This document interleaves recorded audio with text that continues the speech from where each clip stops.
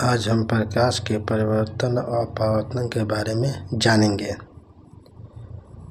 पैरास्कोप किसे कहते हैं, इसका उपयोग क्या है। पैरास्कोप एक यंत्र है जिसके द्वारा हम अपने में छिपी हुई वस्तुओं को देख सकते हैं। जैसे सैनिक खाइयों में छिपकर मैदानों, पहाड़ों और पनडुब्बियों में बैठे सैनिकों समुद्र तल का परीक्षण कर सकते हैं। किसी में धुंध वाले दिन अवरक्त फोटोग्राफी भी की सहायता से की जा सकती है। पैरास्कोप समतल दर्पण की सहायता से बनाया जाता है जो कि प्रकाश के परावर्तन सिद्धांत पर कार्य करते हैं। उच्च कोटि की पैरास्कोप प्रिज्मों का प्रयोग किया जाता है। जो उच्च कोटि का पैरास्कोप होता है उसमें प्रिज्म का प्रयोग किया जाता है। पैरास्कोप का प्रयोग समतल दर्पण में बनने वाला प्रतिबिंब की विशेषताएं लिखिए। समतल दर्पण सामने जितनी दूरी पर कोई भी वस्तु बिंब उतना ही पीछे बनता है। समतल दर्पण के सामने जितना दूरी पर कोई वस्तु रखा जाता है तो उसका प्रतिबिंब उतना ही पीछे बनता है। समतल दर्पण में किसी भी वस्तु के पूरे बिंब को देखने के लिए दर्पण का आकार में उसे आधा होना आवश्यक है। कह रहा है कि समतल दर्पण में वस्तुओं को पूरे बिंब को देखने के लिए दर्पण का आकार में उसे आधा होना आवश्यक है। अवतल दर्पण। अवतल दर्पण का उपयोग अवतल दर्पण का प्रयोग कहाँ किया जाता है। तो अवतल दर्पण में निम्न प्रयोग होते हैं। पहला है बड़े आकार के अवतल दर्पण का प्रयोग ऊर्जा के लिए किया जाता है। दूसरा उनका उपयोग वाहनों के हेडलाइट, लैंपों, सर्च लाइट, टार्च आदि में किया जाता है। अवतल दर्पण का उपयोग सर्च लाइट, हेडलाइट, टॉर्च आदि में किया जाता है। तीसरा सेविंग दर्पणों को बनाने में इनका उपयोग भी किया जाता है। तो अवतल दर्पण का कहा तो सेविंग दर्पण को बनाने में भी किया जाता है। चौथा दंत चिकित्सा विशेष रोगी परीक्षण के लिए इनका उपयोग किया जाता है। तो दंत चिकित्सा का तो उसको बड़े कर देखने के लिए उसका अवतल दर्पण का प्रयोग करते हैं। प्रकाश का अपवर्तन क्या है, इनके नियम लिखे। प्रकाश के अपवर्तन के दो नियम होते हैं। तो प्रकाश का अपवर्तन के कितने नियम होते हैं। तो प्रकाश के अपवर्तन के दो नियम होते हैं। पहला है आपतित किरण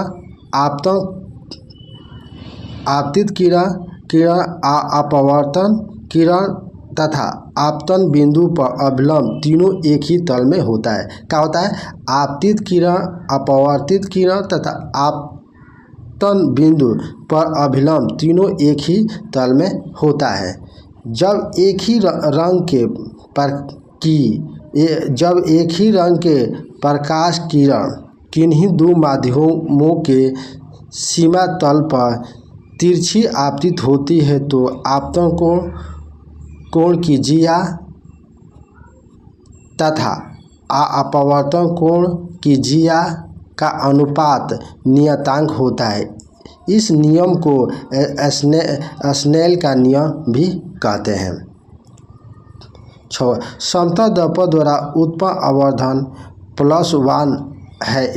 इसका क्या अर्थ होता है। देखो समतल दर्पण द्वारा उत्पन्न आवर्धन +1 होने का अर्थ है कि समतल दर्पण के द्वारा जिस वस्तु का प्रतिबिंब बन रहा है उस वस्तु का साइज द्वारा बनाए गए प्रतिबिंबों का साइज के बराबर होता है। धनात्मक चीज यह दर्शाता है कि प्रतिबिंब सीधा और आभासी है। नेक्स्ट उत्तल लेंस के दो उपयोग बताइए। हमें क्या करना है तो उत्तल लेंस के दो उपयोग बताना है। पहला है नेत्र से दूर दृष्टि दोष को सुधारने में पहला क्या है उत्तल लेंस का उपयोग है तो नेत्र से दूर दृष्टि दोष को सुधारने में। दूसरा छपाई के छोटे छोटे अक्षरों को पढ़ने में किया जाता है। नेक्स्ट क्वेश्चन, प्रकाश का परावर्तन किसे कहते हैं, इसके नियम लिखें। जब प्रकाश किसी पॉलिश की हुई या चमकदार सतह पर पड़ता है तो यह सुनिश्चित दिशा में विस्तारित हो जाता है। किसी पॉलिश की हुई सतह से प्रकाश एक सुनिश्चित रूप से दिशा बदलने की परिघटना को प्रकाश का परिवर्तन कहते हैं। क्या कहते हैं, जब पॉलिश की हुई वस्तुओं पर जब प्रकाश टकराता है तो वो क्या होता है, मुड़ जाता है। इसी को कहते हैं प्रकाश का परिवर्तन। पहला है आपतित किरण दर्पण के आपतन बिंदु पर अभिलंब या परावर्तन किरण एक ही तल में होते हैं। दूसरे का परावर्तन को सदैव आपतन कोण के बराबर होता है। तो प्रकाश और परावर्तन कोण क्या होता है, तो परावर्तन कोण सदैव आपतन कोण के बराबर होता है।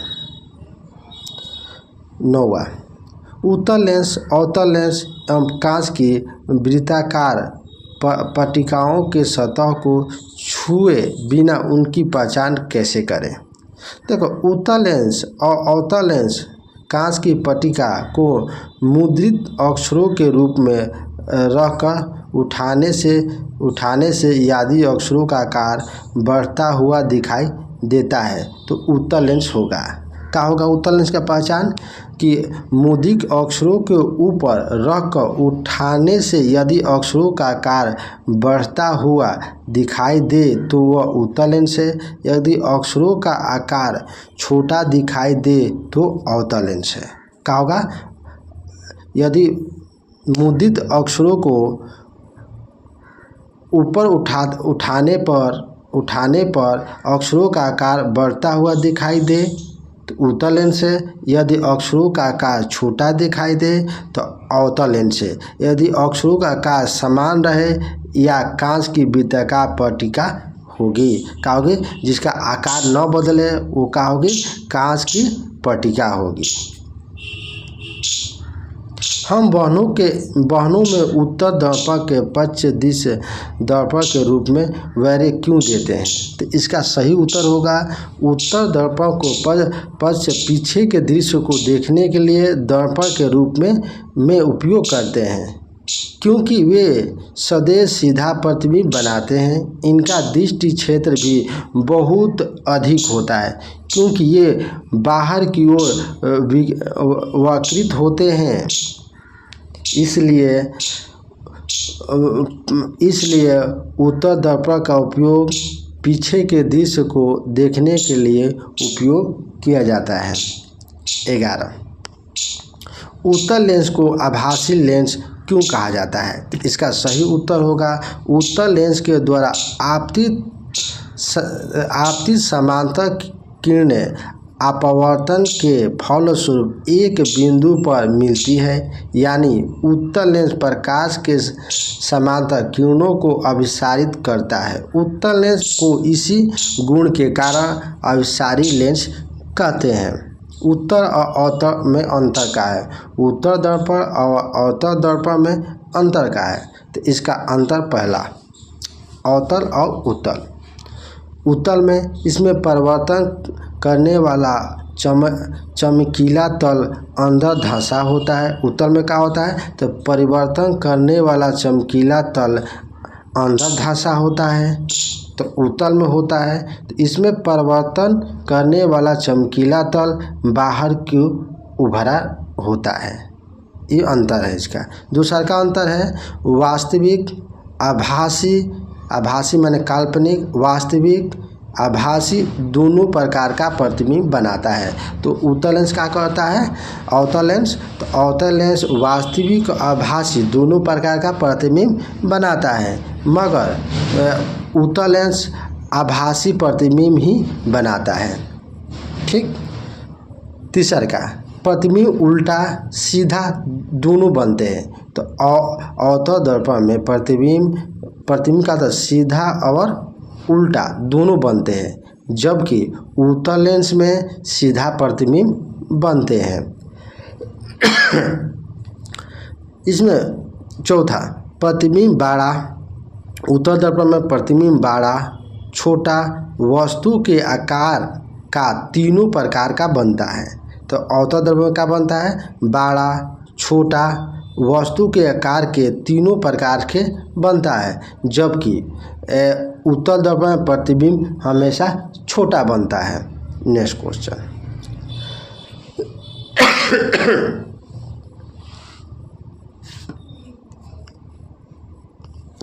अब उत्तल और अवतल लेंस में अंतर। पीछे पढ़े उत्तल और अवतल दर्पण में अंतर। अब पढ़ेंगे उत्तल लेंस और अवतल लेंस में अंतर।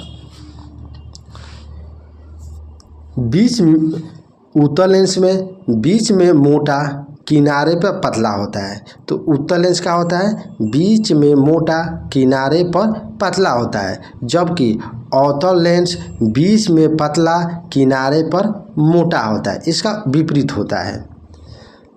दूसरा का उत्तल लेंस में अक्सर बड़े आकार के दिखते हैं। उत्तल लेंस में क्या होते हैं?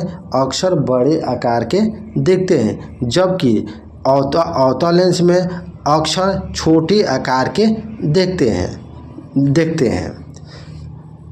तीसरा का प्रकाश किरण एक बिंदु पर केंद्रित होते हैं। तो उत्तल लेंस में क्या होता है? प्रकाश की किरणें जो होती है एक बिंदु पर केंद्रित होती है, जबकि अवतल लेंस में प्रकाश किरण पुंज को बिखेर देती है। जो प्रकाश किरण पुंज होती है उसे क्या करती है? तो फैला देती है, चाहे बिखेर देती है। चौथा, वस्तु का प्रतिबिंब वास्तविक, आभासी, उल्टा बनाता है। क्या बनाता है उत्तल लेंस? वस्तु का प्रतिबिंब वास्तविक, आभासी, उल्टा बनाता है, जबकि उत्तल लेंस वस्तु का प्रतिबिंब आभासी, सीधा बनाता है। क्या बनाता है? सीधा बनाता है। पांचवा, लेंस को बाईं तरफ हिलाए तो प्रतिबिंब दाईं तरफ गति करती है। उत्तल लेंस में क्या होता है? लेंस को अगर बाईं तरफ हिलाते हैं तो प्रतिबिंब दाईं की तरफ गति करती है, जबकि अवतल लेंस में लेंस को बाईं तरफ से हिलाए तो प्रतिबिंब भी बाएं तरफ ही हटेगी। छवा, इसकी फोकस दूरी धनात्मक होती है। तो उत्तल लेंस की फोकस दूरी क्या होती है? तो उत्तल लेंस की फोकस दूरी हमेशा धनात्मक ही, जबकि अवतल लेंस की उसकी फोकस दूरी हमेशा ऋणात्मक होती है। नेक्स्ट क्वेश्चन, वास्तविक और आभासी प्रतिबिंब में अंतर क्या है? तो हम जानेंगे वास्तविक आभासी प्रतिबिंब में अंतर। तो पहले वास्तविक प्रतिबिंब को पर्दे पर प्राप्त किया जा सकता है। क्या होता है? तो हम वास्तविक प्रतिबिंब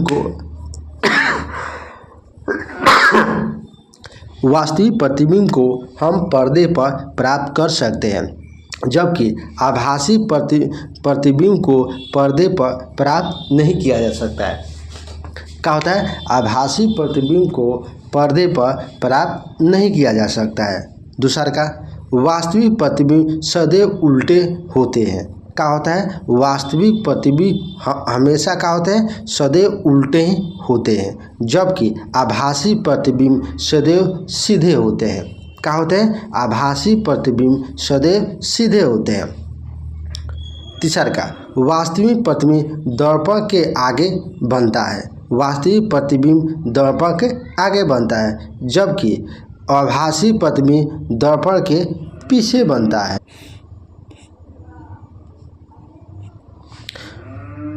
15, प्रकाश का परिवर्तन किसे कहते हैं? इनके नियम लिखे।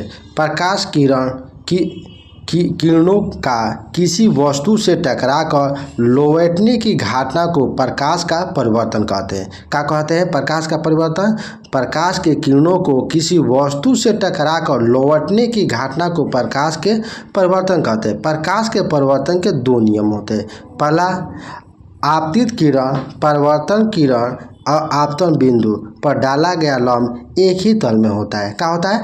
आपतित किरण, परावर्तन किरण और आपतन बिंदु पर डाला गया लंब एक ही तल में होता है। जबकि दूसरा का आपतन कोण परावर्तन कोण बराबर होता है। क्या होता है? आपतन कोण परावर्तन कोण बराबर होता है। नीचे आपतित किरण किसी दर्पण से टकराकर किसी दर्पण से टकराने वाली किरण को आपतित किरण कहते हैं। क्या कहते हैं? आपतित किरण किसे कहते हैं? तो किसी दर्पण से आकर टकराने किरण को आपतित किरण कहते हैं। परावर्तन किरण तो दर्पण पर टकराने के बाद लौटने वाली प्रकाश किरण को परावर्तन किरण कहते हैं। अभिलंब जिस बिंदु पर आपतित किरण और परावर्तन किरण मिलती है उस बिंदु पर खींचा गया लंब अभिलंब कहलाता है। आपतित किरण अभिलंब के बीच बने कोण को आपतन कोण कहते हैं। परावर्तन कोण परावर्तित किरण अभिलंब के बीच बने कोण को परावर्तन कोण कहते हैं। नेक्स्ट क्वेश्चन,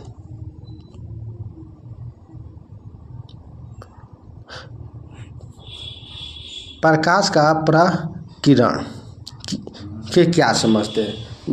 कह रहा है जब प्रकाश किसी ऐसे पदार्थ से गुजरती है जिसे धूल अन्य पदार्थों के अत्यधिक सूक्ष्म कण होते हैं तो उसमें द्वारा प्रकाश सभी दिशाओं में प्रसारित हो जाता है। इसे प्रकाश का प्रकिरण कहते हैं। सूर्य के प्रकाश का प्रकिरण के कारण यही आकाश का रंग नीला दिखाई पड़ता है। तो हमें प्रकाश के प्रकिरण के कारण ही हमारा आकाश क्यों दिखाई देता है? तो आकाश हमें नीला दिखाई देता है।